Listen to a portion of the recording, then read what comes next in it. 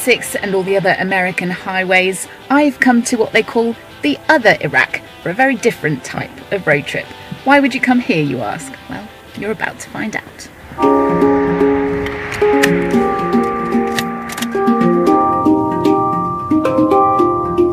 In a country ravaged by war, the semi-autonomous northern area of Kurdistan is considered by most travel advisories as relatively safe. Thanks to a no-fly zone introduced in 1991 to protect the Kurds from Saddam Hussein, the region has had more of a chance to repair and develop than the south.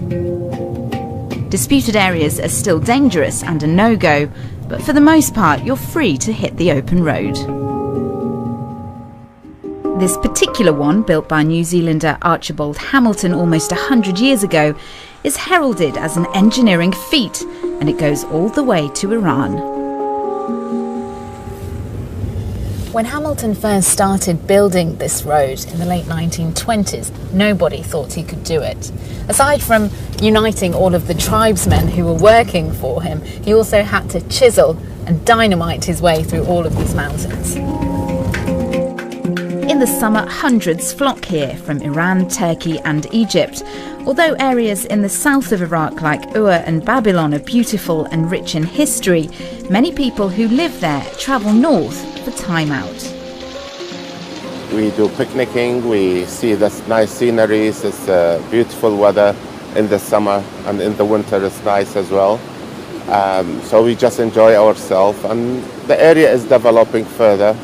طبعا بغداد مو أمينة أولاً، وهنا كلش أمان، ناس محترمين يحترمون العرب هواية زين، وكلش نحب نجي هنا لأن صيف شتاء صارت هي مصايف إلنا أولاً، لأن أوضاع الأمنية وشي حلو هنا كلش. At this time of year though, the cold winter months bring a different type of scenery. The views of snow-capped mountains and villages are best enjoyed from a height. We're now at the top of Korek Mountain. It's the second highest mountain in Kurdistan. Amazing views, and in a couple of years' time, it's hoped that tourists will come here to ski down these slopes. Money has been pouring in from international companies since the regional government opened the doors to domestic and foreign investment in 2006. This year, with more of a focus on the tourism industry, the government predicts around $7 billion worth of investment. 24 airlines now fly into Erbil airport, and more than 500 3- to 4-star hotels have been built. When I arrived here in January of 1992, there was very little in this country that had not been demolished. 4,500 villages, 95% of the country had been destroyed by Saddam Hussein. Many villages gassed. There were no eggs to buy in the bazaar because the chickens had all been killed. There was nothing, little fuel, few cars. And we have watched over the course of 20 years a region emerge from the ashes of that disaster to become a very dynamic, democratic society and becoming a very prosperous society.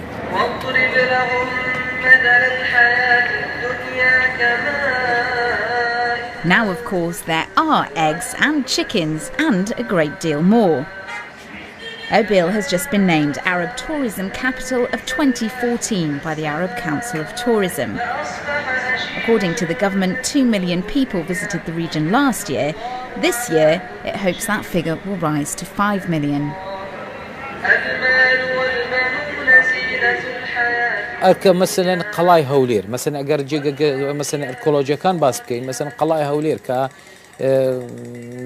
كونترين جيجا لميجي بشريت ك تا استا اويتي دا هي يعني سوق جيجس دانشتنا يعني خلق لناوي دجي ياك دو باركي شانا دركا انساني نياندرتالا ناوي دوزرايتوا وچندين ديان جيجي شنواري وهاي دغمنمان هي لجيهان لكليره هي لقل او جيجا طبيعي و جيجي تاريخي زور.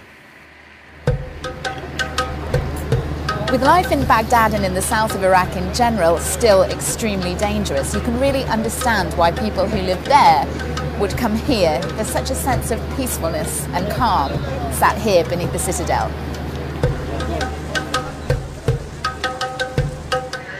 This week is the 10-year anniversary of the US-led invasion.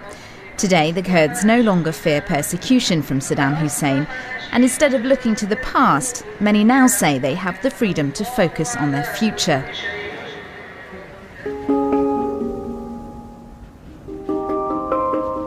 At least for now, the mountains where Kurdish fighters once hid from and battled with the former dictator lie in peace. Their beauty admired by Hamilton Road drivers, eager to see the place they call the other Iraq.